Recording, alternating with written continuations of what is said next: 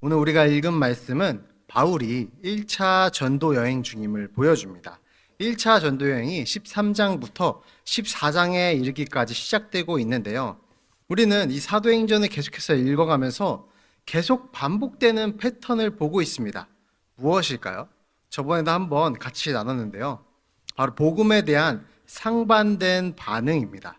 적극적으로 복음을 받아들이는 사람도 있었고요. 적극적으로 반대하는 사람들이 있었습니다. 오늘 본문이 시작되기 전에 어떤 일이 있었는지 같이 읽어보고 싶은데요. 사도행전 14장 3절부터 7절 말씀을 같이 읽어보겠습니다. 시작. 두 사도가 오래 있어 주를 힘입어 담대히 말하니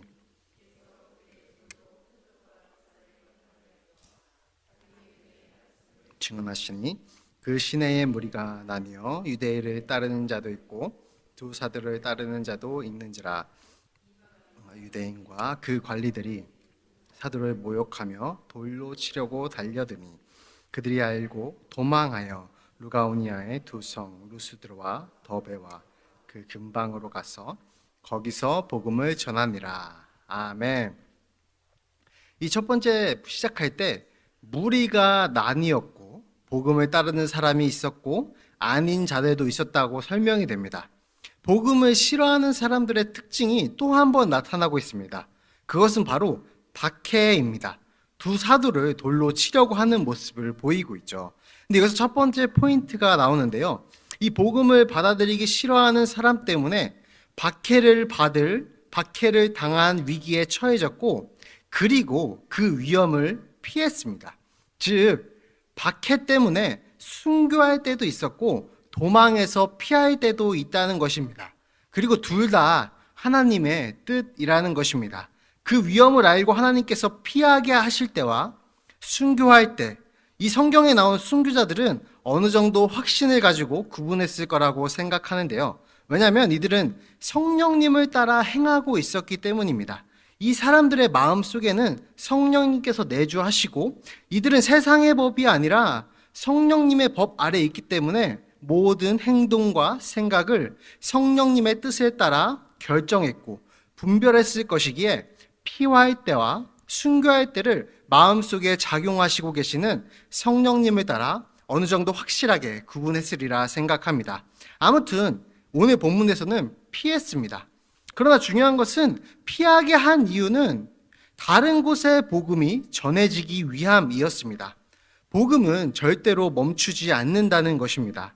도망했지만 루가오니아의 두 성 중 오늘 본문의 배경이 되는 루스드라의 복음이 전해지는 계기가 됩니다. 피했지만 복음이 전해졌습니다. 피한 게 아니라 사실은 복음 전파를 위한 성령님의 인도하심이었다는 것입니다. 그래서 오늘 이렇게 루스드라에 가게 됩니다. 루스드라는 어떤 곳일까요? 가장 큰 특징은 유대인과 어쩌면 접촉이 덜 했을 수 있는 이방인의 도시라는 것입니다. 이것을 두 가지로 알 수 있는데요. 첫 번째, 이곳에서는 유대인의 회당을 찾지 않습니다. 우리 계속해서 몇 번 나눴었는데요. 이 바울이 전도를 가면서 혹은 다른 사도들이 가면서 유대인의 회당을 갔던 것을 기억하시나요? 왜 유대인의 회당을 찾아갔는지도 기억하시나요? 유대인의 회당에는 하나님을 경외하는 자들이란 이방인들의 대명사들이 있었고 그들의 중심으로 복음을 전하기 위해서 갔었습니다. 그러나 여기서는 유대인의 회당이 언급되지 않고 있습니다. 그렇기 때문에 유대인과 접촉이 없었거나 혹은 덜 했던 것으로 파악할 수 있습니다. 물론 두 가지의 견해가 존재합니다. 유대인들이 아예 이 공동체에 없었다라고 설명하는 주석도 있고, 후에 이 뒤에 보면 유대인들이 이 지역에 와서 이 사람들을 선동합니다. 그래서 사도들을 박해하기 시작합니다. 그래서 아예 유대인들이 여기 없었다면, 아예 접촉점이 없었다면 어떻게 이들을 선동할 수 있었겠느냐라고 하면서 유대인의 회당은 존재했다라고 하는 설명하고 있는 주석도 존재합니다. 두 번째로 이따가 볼 것이지만 이들이 루가오니아 방언을 사용한다는 것을 누가가 강조합니다. 이것을 모아 원주민이 이곳에 주된 공동체를 형성하고 있음을 알 수 있다는 것입니다.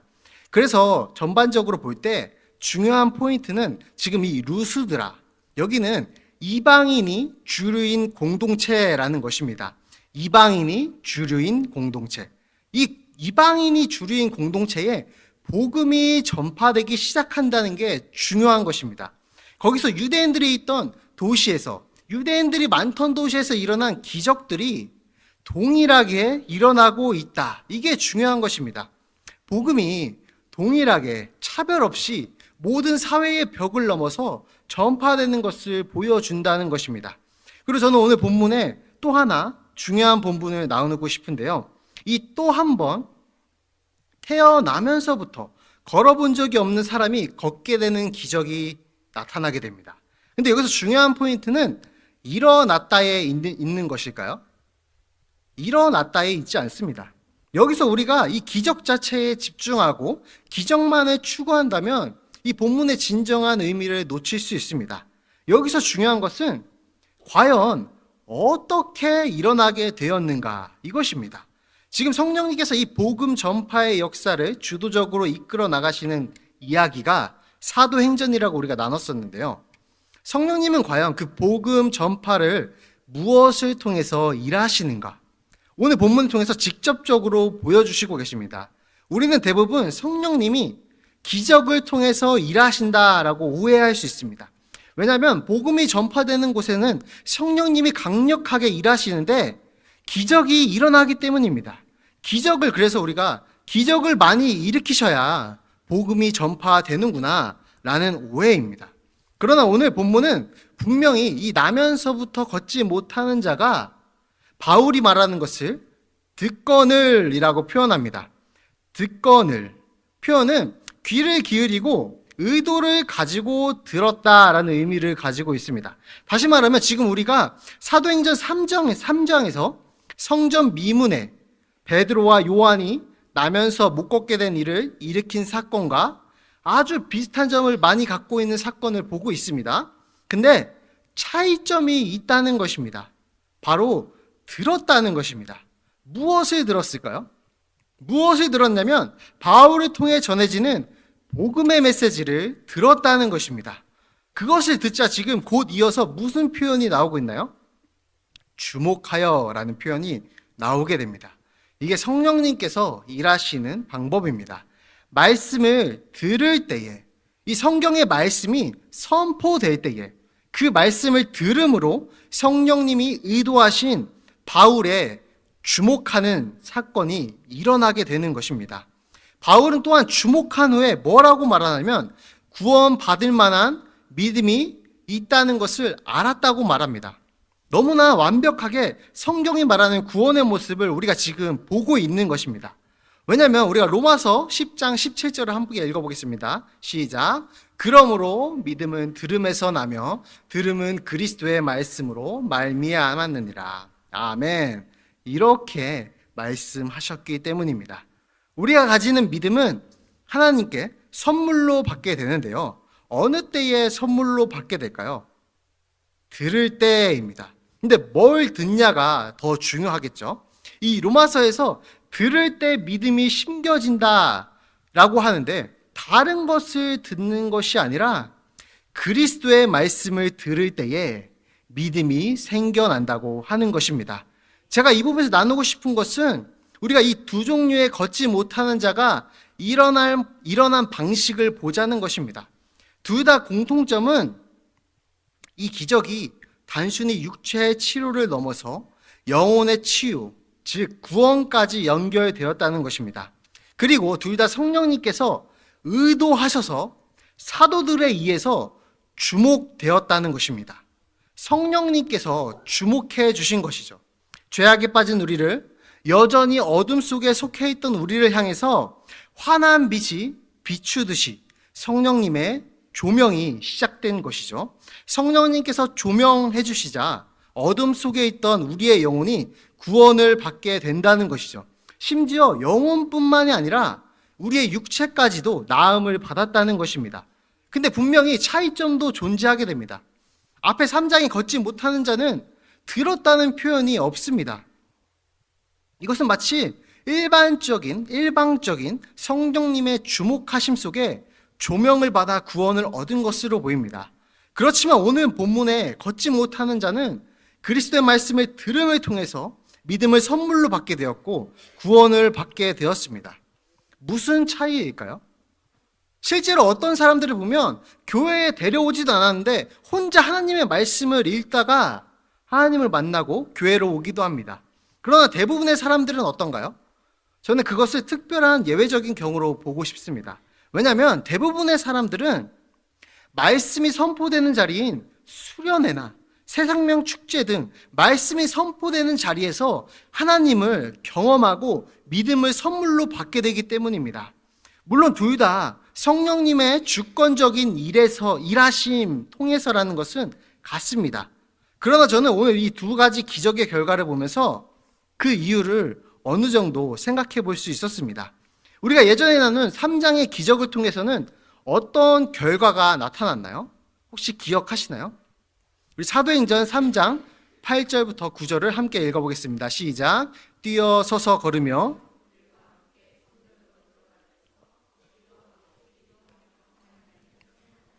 모든 백성이 하나님을 찬송함을 보고, 보이시나요? 하나님을 찬송하는 결과가 나타났습니다. 모든 백성도 하나님을 찬송하는 모습을 보여줍니다. 근데 오늘 본문의 결과는 어땠나요? 그들은 바울과 바나바를 신으로 경배합니다. 심지어 바나바는 제우스고 바울은 헤르메스입니다. 누가가 이들이 방언을 사용했다고 기록한 이유는 바울과 바나바가 이들의 행위를 왜 즉시 막지 않았는가에 대한 답을 주려고 함입니다. 이들이 방언을 사용했기에 바울과 바나바는 이제서야 자신들을 신으로 경배하려 한다는 사실을 알게 되었습니다.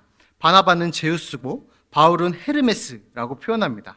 왜냐하면 그들은 그들 지역의 전설을 갖고 있었기 때문입니다. 그들 자신의 미신을 갖고 있었기 때문입니다. 신들이 사람의 형상으로 그들에게 내려왔다, 이러한 이야기가 있었기 때문입니다. 그래서 그들은 정체를 알지 못한 채 그 신들을 대접했던 경건한 늙은 부부의 이야기가 그들에게 전해져 내려져 왔기에, 그들의 배경이 되었기에, 그들의 삶의 이야기가 되었기에 그들의 신적 능력을 보여준 바나바와 바울을 신으로 경배하고 대접함으로써 그들이 여태까지 들어온 신화를 증명하고자 했습니다. 개인적인 의견으로는 이 포인트가 성령님이 그리스도의 말씀을 들은 결과로 걷지 못하는 자를 걷게 하신 이유가 오늘 본문에 기록된 이유라 생각합니다. 왜냐하면 이 일이 바울의 능력이 아니라 그들이 그렇게 들어왔고 기다려온 신화가 현실로 펼쳐진 것이 아니라 오로지 예수 그리스도의 말씀으로 인해서 일어난 일이다라는 것을 정확하게 표현하기 위해서입니다. 온갖 신화와 미신에 사로잡힌 그들을 구원하기 위해서는 오직 그리스도의 말씀으로만 믿음이 심겨지는 것이 필요하기 때문입니다. 헛된 일에 사로잡혀 헛되이 인생을 살고 있던 그들이 구원받기 위해서는 오직 그리스도의 말씀을 듣는 것이 필요하다는 것을 보여주기 위함입니다. 전에 유대인들과 하나님을 경외하는 이방인들이 있던 곳에서는 그들을 구원하기 위해서 무엇이 가장 필요했을까요? 유대인들과 하나님을 경외하는 이방인들이 있던 곳입니다. 거기에는 어떤 메시지가 필요했을까요? 어떤 메시지가 필요했냐면 하나님이 그분의 아들을 메시아 구주로 보내셨다는 그 사실을 아는 것이 그들에겐 가장 중요했습니다. 왜냐하면 그들은 이미 하나님이 한 분이시며 살아계시며 참된 분이라는 것을 알고 있었기 때문입니다. 그러나 우리가 오늘 나눈 이 본문의 이방인들은 어떤가요? 무엇을 알고 있었나요? 이들에게는 무엇이 필요했을까요?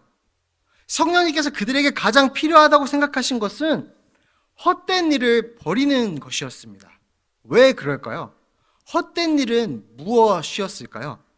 헛된 일은 하나님을 모른 채 사는 인생을 말합니다. 모든 것을 얻더라도, 모든 것을 가지더라도 하나님이 계시고 하나님은 한 분이시며 하나님만이 참 신이라는 사실을 모른다면 그 인생은 헛되기 때문입니다. 그래서 이 이방인들은 하나님이 그들이 추구하던 상상하던 그 신이 아니라 참 신이라는 것을 먼저 그들은 알았어야 했습니다. 그래서 상상 속의 신들을 섬기는 헛된 일을 버리고 참 하나님께로 돌아오라라는 말씀이 주어지게 된 것입니다. 이것이 이 말씀을 듣는 그들에게는, 이 말씀을 듣는 것 자체가 그들에게는 너무나 중요한 일이었다는 것이죠. 저는 이 차이점이 성령님께서 오늘 말씀을 듣게 하시고 그 들음을 말미암아 믿음이 생겨나게 하신 이유라고 생각합니다. 모든 나타날 수 있는 오해들을 미리 차단하신 것이죠. 정말 은혜 아닌가요? 각각의 상황에 맞게 하나님께서는, 성령님께서는 우리에게 다가오신다는 것입니다. 이제 이것을 우리에게 적용해 보고자 합니다. 우리는 지금 어느 시점을 지나고 있나요? 각자의 인생에서 믿음의 여정을 하고 계시고, 혹은 새생명 축제를 지나고 정말 간절히 원했던 나의 가족이, 혹은 나의 자녀가, 혹은 나의 이웃이, 아니면 생각지도 못했던 사람이 우리의 초대를 받고 교회에 나오게 되었습니다. 그럼 그들을 향해서 우리는 어떻게 해야 할까요? 저는 오늘 본문이 확실하게 보여주고 있다고 봅니다. 바로 말씀이 선포되는 자리에 그들을 계속 초청하는 것입니다. 혹 사람들은 꼭 교회에 가야지만 하나님을 만나겠느냐, 집에서 잘 해보겠다, 이렇게 말할지도 모르겠습니다. 성경에도 그렇고 실제로도 꼭 교회가 아니어도 회심을 경험한 사람은 있기 때문입니다. 그러나 저는 아까 말했듯이 이런 것은 매우 특별한 예외적인 상황입니다. 대부분의 경우에서 성령님이 우리에게 구원을 주시는데 그 방법은 말씀을 통해서입니다. 말씀인 예수 그리스도를 통해서입니다. 그렇게 우리가 초대한 사람들을 계속해서 말씀이 선포되는 자리로 데려오기를 애써야 합니다. 계속해서 데려오기를 놓치지 않아야 합니다. 근데 왜 교회일까요? 왜 꼭 교회로 데려와야 되나요? 그냥 집에서 인터넷으로 보게 하면 안 될까요? 혹은 집에서 성경이라도 읽게 하면 안 될까요? 저는 이러한 의문에 단호하게 아니다라고 말씀드리고 싶습니다. 그들은 이 교회로, 말씀이 선포되는 교회로 나와야 합니다. 왜냐하면 삶의 모든 습관처럼 바뀌어버린 헛된 일을 벗어나게 하기 위해서입니다. 만약 지금 이 시대에 이 바울이 온다면, 이 바울이 우리를 본다면, 이 세상을 본다면 바울은 우리를 더욱 심각하게 헛된 상상의 신을 따르고 있구나라고 진단할 것입니다. 왜냐하면 우리는 상상의 신을 따르는 사회에 살고 있기 때문입니다. 심지어 그리스도인들마저 상상 속의 신인 재물과 성공과 명예에서 벗어나지 못합니다. 하나님을 믿는다고 하면서도 우리에게 전통처럼 내려온 그 미신과 그 모든 무속에서 벗어나지 못합니다. 줄 세우기 문화에서 벗어나지를 못합니다. 헛된 이름을 이미 알고 있지만 남들과 비교하는 삶에서 자유롭지 못하다는 것입니다. 헛된 이름을 이미 배웠고 그렇게 살려고 노력하지만 자꾸만 남과 비교해서 남들이 해야 하는 것들을 이루지 못했다면 나는 실패자이고 헛된 인생이다라고 스스로 단정하며 살고 있다는 것입니다. 그렇다면 아직 하나님을 받아들이지 못한 우리의 가족과 자녀와 이웃들은 어떻겠습니까? 그들은 진정 하나님이 한 분이시며 상상이 아니라 참신이라는 것을 알고 있을까요? 그들은 수많은 매체를 통해서 들어왔지만 절대로 모르고 있습니다. 왜냐하면 알고 있다면 그렇게 살 수 없기 때문입니다. 그렇게 그들에게 필요한 것은 그들의 삶에서 헛된 것을 버리게 하는 것입니다. 그게 교회로 데려와야 하는 이유입니다. 왜냐하면 교회에서 그들의 삶에 입혀진 헛된 것을 벗어지게 할 수 있기 때문입니다. 교회로 데려와서 하나님께서 인도하신 우리 그리스도의 공동체의 문화에 접촉시키는 것입니다. 공동체의 사랑을 느끼게 하는 것입니다. 헛된 것으로부터 세상의 가치로 입혀진 그들의 옷을 벗기고 교회 공동체의 옷을 입혀주는 것입니다. 헛된 것으로부터 점점 멀어지게 하기 위해서 우리 교회가 필요한 것입니다. 그리고 하나님만이 참 신이며 한 분이시며 홀로 영원 전부터 존재하신 이 세상을 창조하신 분이 계시다라는 말씀을 들려주는 것입니다. 그럼 그분이 헛된 삶을 살고 있는 당신을 구원하려 이 땅에 오셔서 대신 죽으시고 부활하셨습니다 라는 말씀을 그들에게 들려주는 것입니다.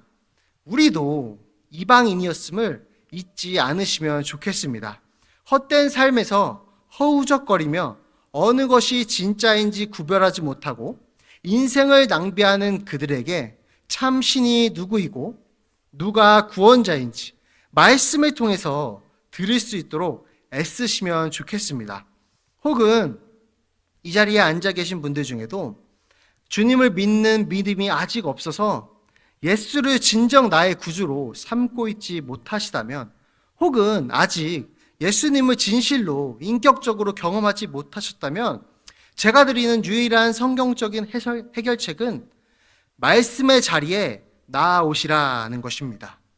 성령님께서 말씀을 통해 일하시고 믿음을 선물로 주실 것이며 비로소 믿어지게 도와주실 것입니다. 우리는 그렇기에 우리를 계속해서 말씀의 자리로 나아가도록 우리를 내몰아야 하는 것입니다. 그렇기에 끝까지 포기하지 마시고 말씀의 자리로 나아오기를 애쓰시며 나의 이웃과 가족을 말씀의 자리로 데려오기를 애쓰시는 우리 성도님들 되시기를 주님의 이름으로 축복합니다.